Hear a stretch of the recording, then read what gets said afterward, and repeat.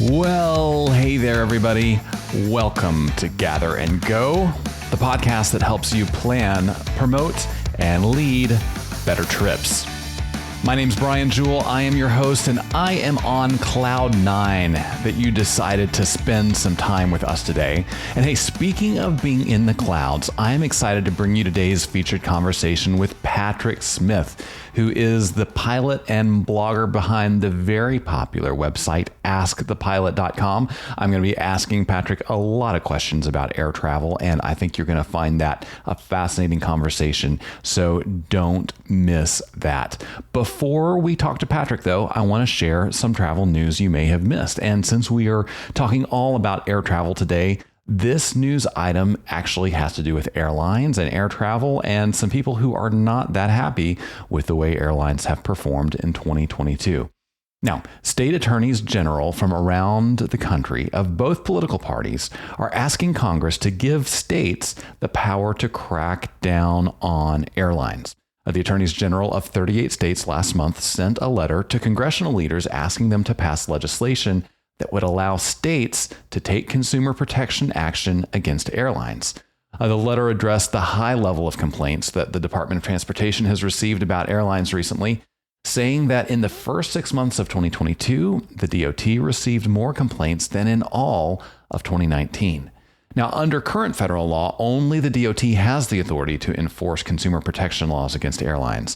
But the attorneys general say the agency hasn't done enough to take action on these fronts. So the states are asking Congress to give them this authority to enforce the existing rules. Now, it's worth noting that they're not asking for the authority to make new rules about airlines and consumer protection, but they are asking the federal government to give them the authority to issue fines and other violations to hold airlines accountable, presumably for delays or consumer violations that happen within the state borders. Now, you know how difficult it is to get a law through Congress, so there's no guarantee that this is actually going to happen, but it's an interesting idea, an interesting development. We're going to keep an eye on it and let you know what happens. So while we're on the topic of air travel, I've got a road tip for you today about making the most of the in-flight entertainment system on your next trip. You know, this is one of the things that we're going to talk with Patrick Smith about in the upcoming featured conversation. Patrick talks a lot about in-flight entertainment systems, how amazing they are, the wide variety of choices that modern travelers have when they get on an airplane today. So here's the road trip for you. If you are flying, if you're going to be taking a group on a flight, especially if you're going to be flying internationally overseas, you need to come prepared to make the most of that in-flight entertainment system. Now, many people travel with headphones, and more today, I'm seeing people travel with those wireless Bluetooth connected headphones. I travel with some of those. I love them, but here's the problem with those. You can't connect to your in-flight entertainment system using those great Bluetooth, noise canceling, fancy dancy headphones you might have. So if you want to watch the movies or the TV shows on your plane and you don't bring wired headphones, then you're forced to rely on the terrible little headphones that the airlines provide and sometimes ask you to pay for. Now, those headphones, they sound awful. They are very often uncomfortable. And let's be honest, you don't know whose ears those have been in before. Yours. That kind of creeps me out. It should creep you out too. So the alternative is that you need to make sure to keep a pair of wired headphones in your carry-on, especially if you're going to be traveling on long flights where you might want to make use of the in-flight entertainment system. Now, I prefer a pair of headphones that I bought years ago for about $40 in an airport. I spent about $40 for them. They are comfortably fitted with silicone ear tips inside my ear. They're not actively noise canceling, but they are passively noise canceling. That means those silicone molds that go inside the ear do a lot to block out unwanted sound. It's not as good as the active noise canceling, but it doesn't require a battery, and it delivers great quality sound. It helps me enjoy the in-flight entertainment, make the most of my time on the plane. It's comfortable on my ears, and I don't have to rely on the airlines icky headsets to watch a movie or a TV show. So that's the road tip for today. Next time you fly, make sure you bring a good old-fashioned pair of wired headphones to make the most of that in-flight entertainment. Now moving on to some news from us. It is September, and that means that the buyer's guide for the group travel industry is coming to you in the September issue of the Group Travel Leader magazine. If you subscribe to the Group Travel Leader in print, you should be seeing that in your inbox any day. If you don't subscribe in print, but would love access to all the resources that we have for you in the buyer's guide, you can find that on our website right now at grouptravelleader.com. So what is the buyer's guide and why does it matter to you? Well, the buyer's guide is one time each year where we get our heads together with some of the leaders and great thinkers and innovators in the travel industry, ask them challenging questions about what's going on in travel today, and then bring you some of the best ideas we get back. If you read this year's buyer's guide, you are going to get things like interviews about the present and future of tourism with leaders such as Terry Dale, Pete Pantuso, Catherine Prather, and Carolyn Asante. You're going to see an article with tips about how to solve some of the biggest problems facing your travel program right now. We're going to introduce you to some new travel professionals who are making waves in the tourism industry. These are going to be people you want to know. And we're going to give you some ideas about affordable travel destinations for your group. So if inflation is taking a bite out of your wallet or your travel budget, we're going to give you some ideas about some great places to go to have some amazing experiences that aren't going to cost an arm and a leg. All of that is in the 2022 Buyer's Guide for the group travel industry, and you can find it right now at grouptravelleader.com. All right, it's just about time for us to move into our featured conversation with Patrick Smith. But before we do, let me encourage you to stick around through the end of the interview to the Hot Minute segment, because I have some thoughts about flying and how flying fits into the group travel landscape. I don't think you're going to want to miss that. We'll be right back with Patrick Smith. All right. So if you're looking for even more reasons to make plans to visit Savannah, look no further. From the moment you arrive, you'll be greeted with moss-draped live oak trees, fresh coastal breezes, and enchanting history around every cobblestone street. Savannah strikes a delicate balance between hip and historic, casual but cool, elegant yet approachable. Spend the day exploring the city's illustrious culture, roaming through the green city squares while sipping on your go-to cocktail before hopping a trolley to your next adventure. The best experiences happen when you let Savannah take you along for the ride. You never know what characters you'll meet or what's in store for your next tour. And that's just the way they like it. See why groups of all sizes fall in love with Savannah at visitsavannah.com. All right, everybody. My guest today is a pilot at a major U.S. airline and the creator of the popular aviation blog Ask the Pilot, where he answers nearly every question you've ever had about flying. His book, Cockpit Confidential, gives readers an inside look into the art and science of aviation. Patrick Smith, welcome to the podcast. Thanks for having me, Brian. Yeah. So I've been reading your blog for a long time. I absolutely love it. And one thing that is clear after reading just a little bit is that you have a really long time love affair with aviation. So can you take us back to how that began? I remember being a little kid and being enamored of airplanes when I was in first, second grade. Later, I guess, if we kind of grafted out, I really hit my aviation geek peak probably when I was in between 7th and 9th grades, when I would spend every weekend at the airport in Boston, up in the observation deck in the control tower, looking down at the airplanes, logging the registration numbers, logging all the takeoffs and landings. I mean, I was what you would call a plane spotter, I guess, when I was an adolescent. What's maybe interesting, though, is, while I've always been infatuated by airplanes, it's always been more than just the thrill of flight, strictly speaking. More than it being about flying, it's about what I call, and this is just kind of my term that I came up with, I call it the grand theater of air travel. And by that I mean it's airplanes, it's airlines, it's airline culture, it's the places airlines fly to, airports, airline identity, kind of the whole industry taken together, not just the kind of seat of the pants thrill of flying, as much as I love that as well. It's a much kind of broader picture than that.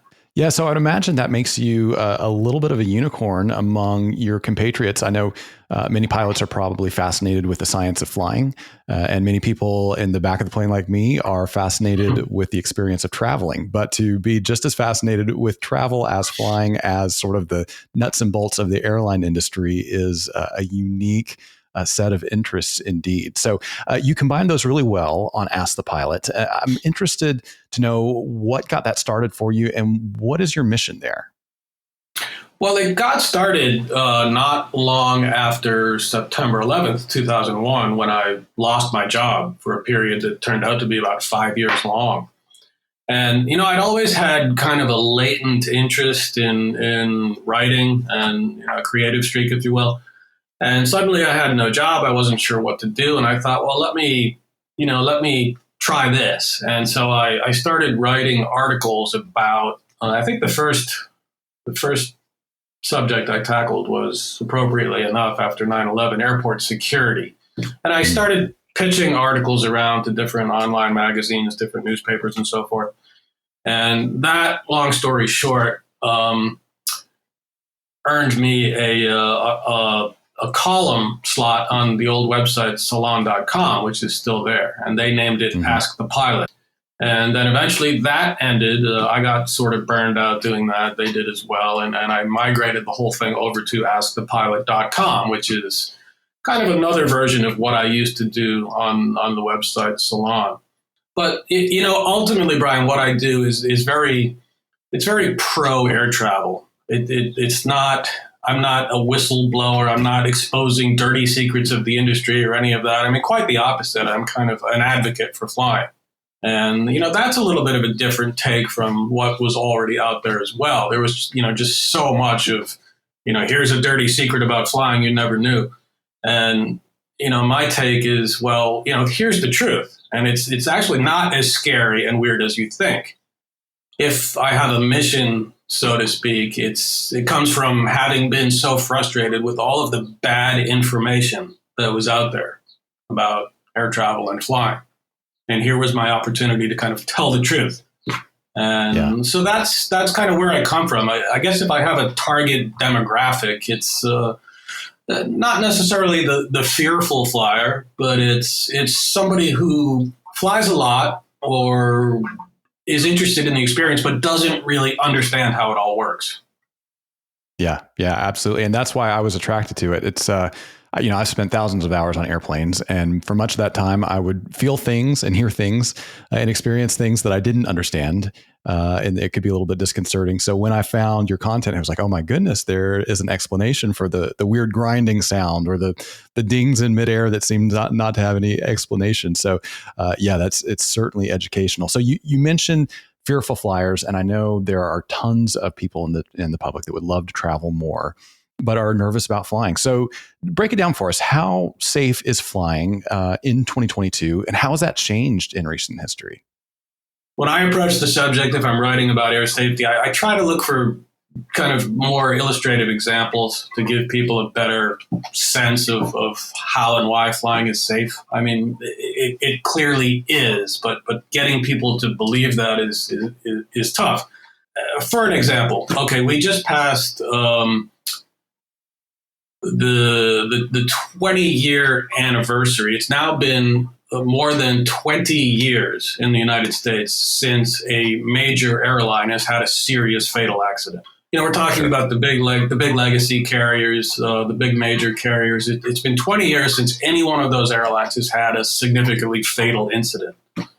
The last major crash was the American Airlines 587 crash in New York City in November of 2001.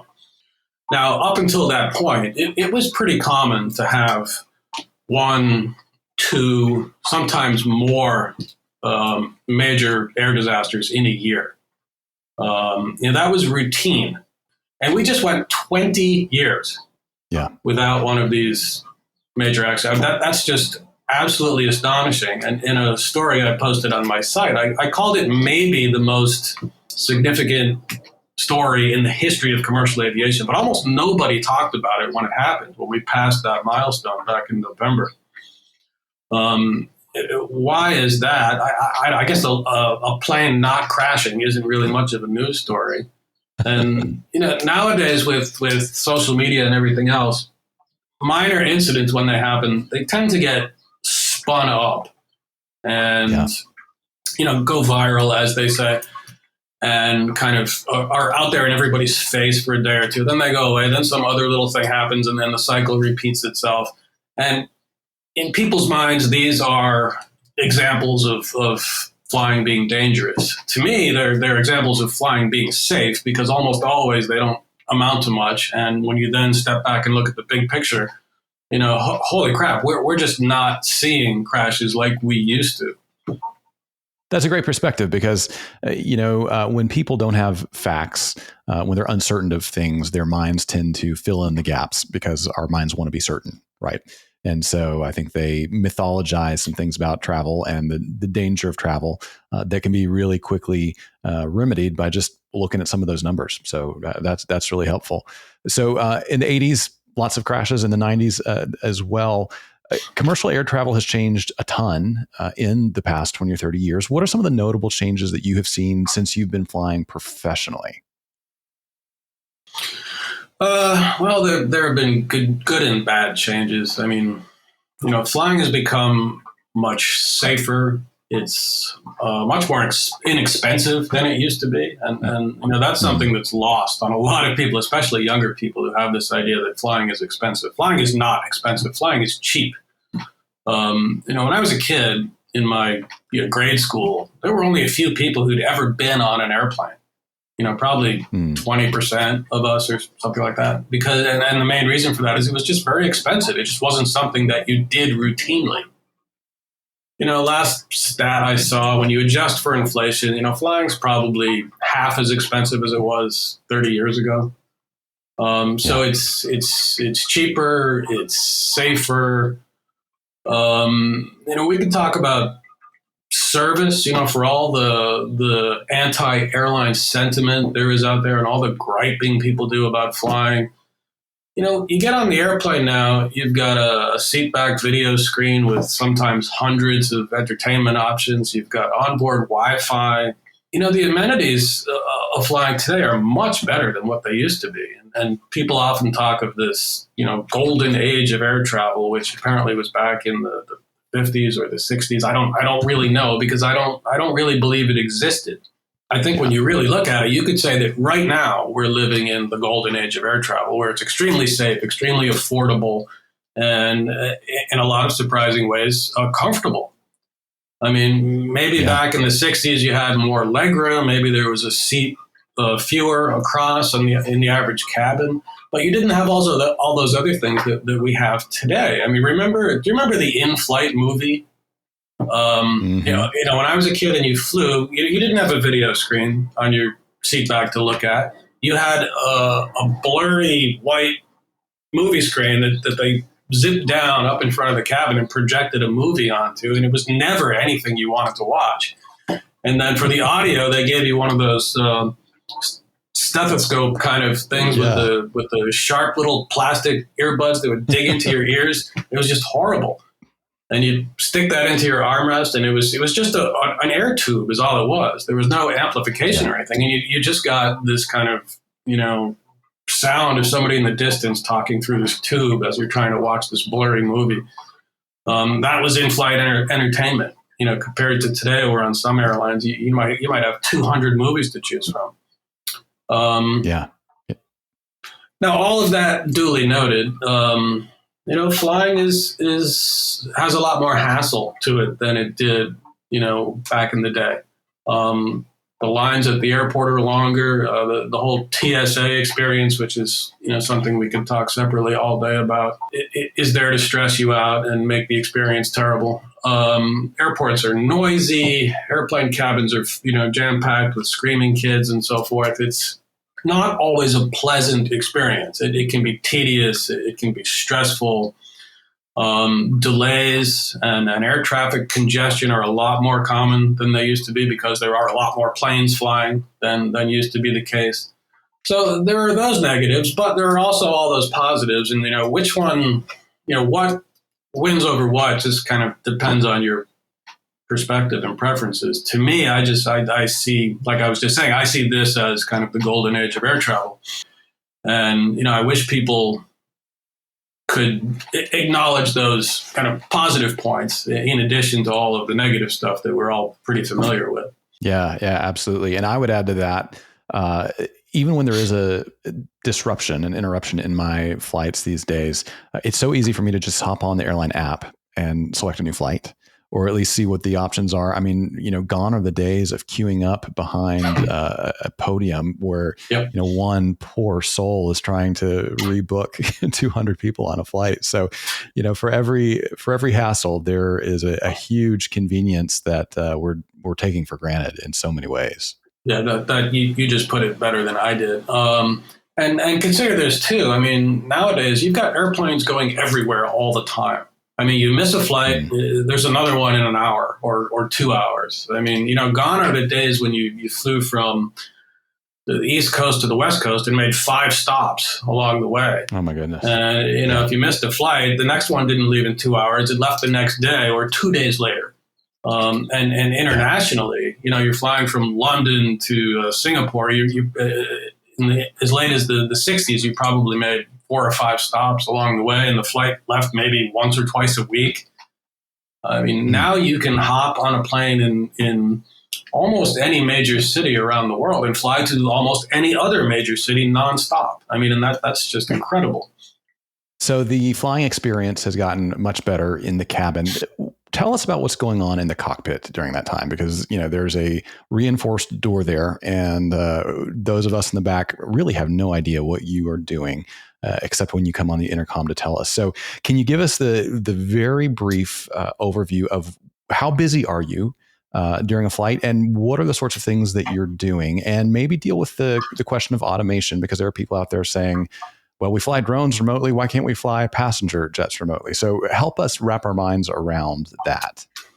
There are very busy times in a cockpit, and then there are long stretches where there's almost nothing going on, and it just ebbs and flows and comes and goes. Stretches of being busy, stretches of not being busy. And those things can happen at unpredictable times. I mean, there are times when it gets very busy over the middle of the ocean in the middle of the night when everybody's sound asleep in the cabin and everything seems, just relaxed and peaceful. Something could be going on up in the cockpit where we're very busy. And I don't mean something bad. I mean just something routine, just a communications procedure that we're dealing with, or any number of things. I think, by and large, and then there's a big segment in my book about this, people have a vastly exaggerated sense of what cockpit automation does and how pilots interact with that automation. There's this idea that the airplane is quote unquote flying itself, and pilots are just kind of along for the ride in case something goes wrong, and then we spring to action and save the day. That's not at all how it is. One analogy I make is, an airplane no more flies itself than a high-tech operating room in a hospital can perform an organ transplant by itself. The surgeon is there, and that has to be highly skilled, highly trained, and the same goes for the pilots. And, even when the automation in a cockpit is up and running, it's still a busy place, and the pilots are still controlling the airplane. We're just doing it in a different way than we did in the 1930s, when you had to sit there staring out the window with your hands on the wheel like this. I mean, we're still controlling the plane, but we're doing it through the automation interface. You still have to tell the plane what to do, how to do it, when to do it. In the airplane I fly, there are probably 6 different ways to set up and command an automatic climb or descent, depending what's needed under the circumstances. And, you often hear about, well, the autopilot pilots don't shut the autopilot off until 1,000 feet above the ground, and then they're only flying the plane for 10 minutes or a minute and a half for the landing. Well, that's true in the sense that we don't have our hands on the steering column, but we're still all that time controlling the airplane and telling it what to do and how to do it, just in a different way. So for somebody who wants to become a pilot today, what are they looking at in terms of training and time commitment? Where would they even start? That also is a hard question to answer because the industry is in a real state of flux right now.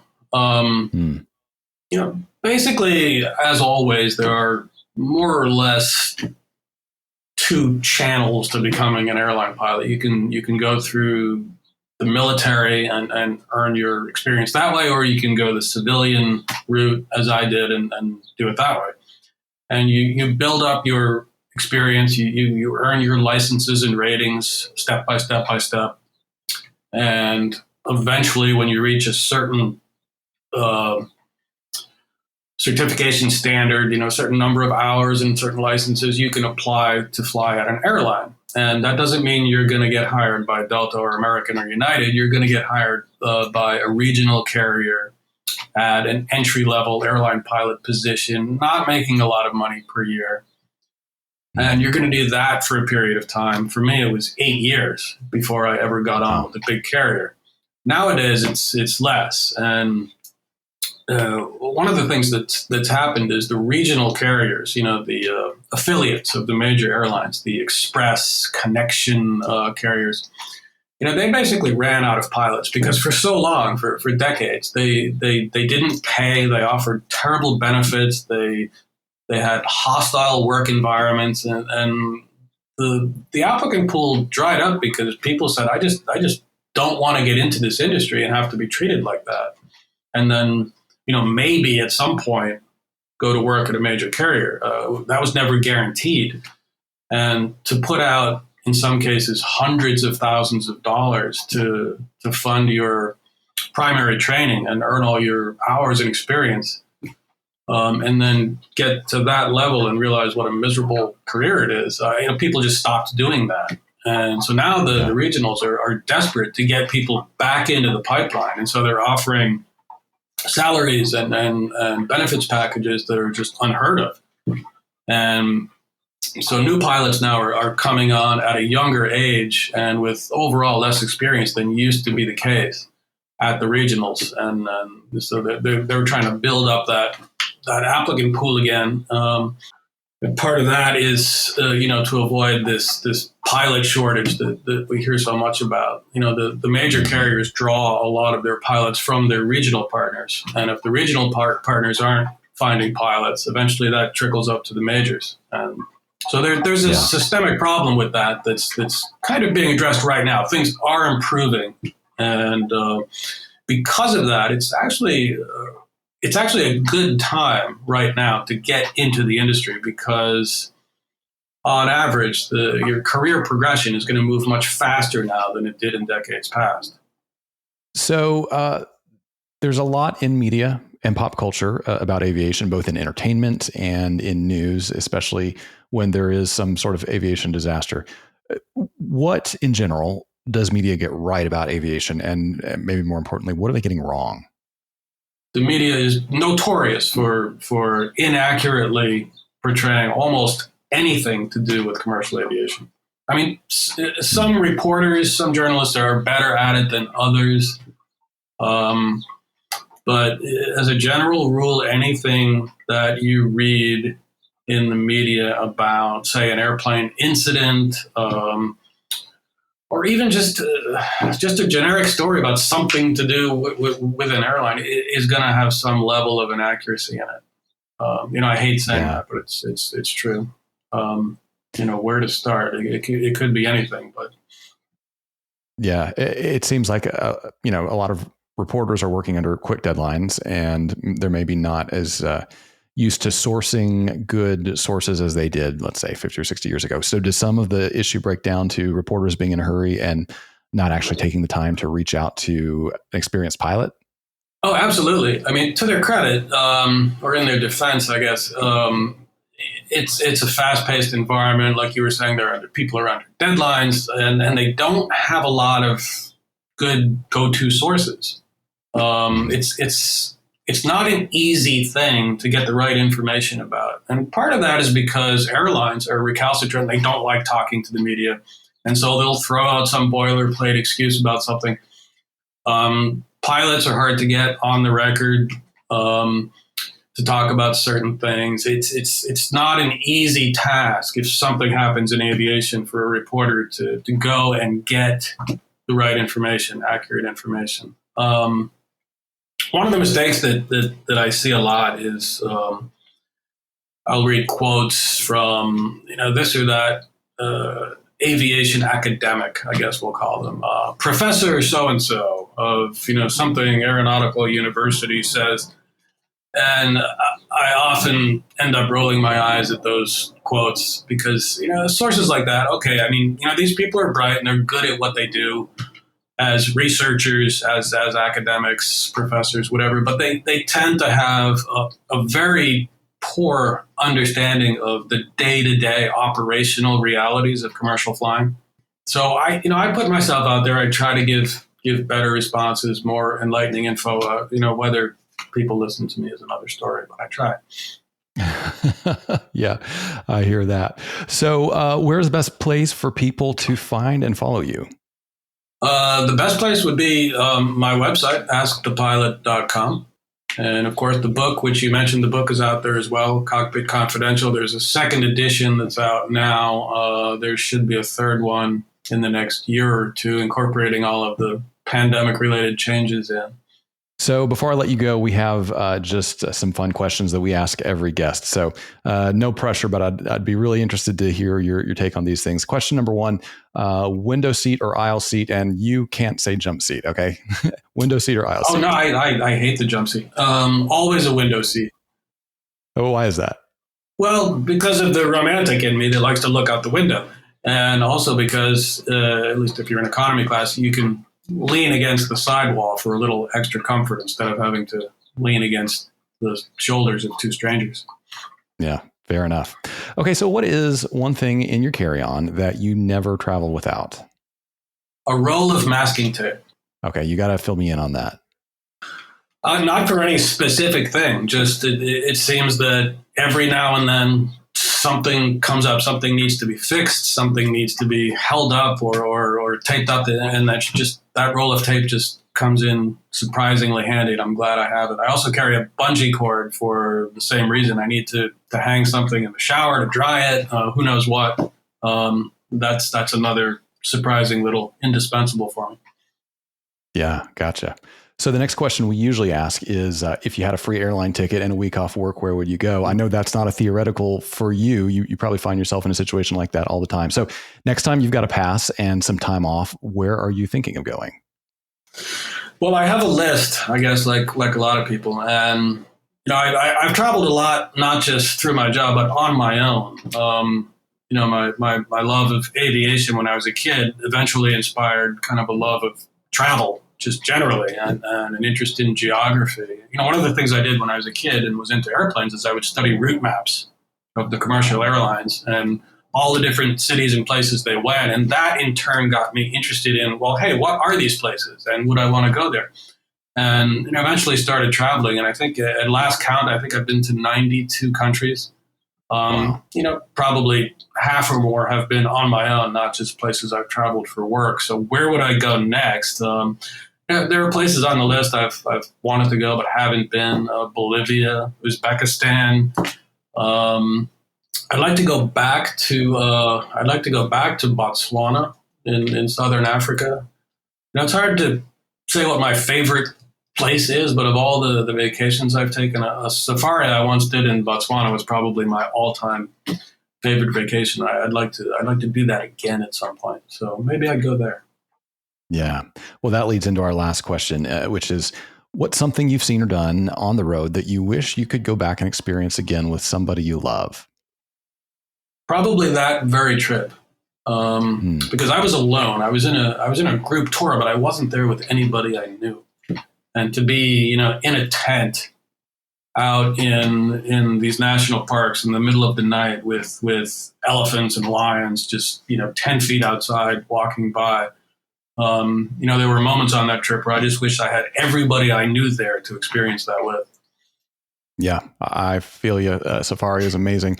Really, any opportunity to go overseas and encounter another culture, another environment is something none of us should take for granted. And it is made possible for all of us by aviation and by the professionals like you who take us there. So Patrick Smith, thanks for all you do. And thanks for being on the podcast. Thanks for having me on, Brian. It was fun.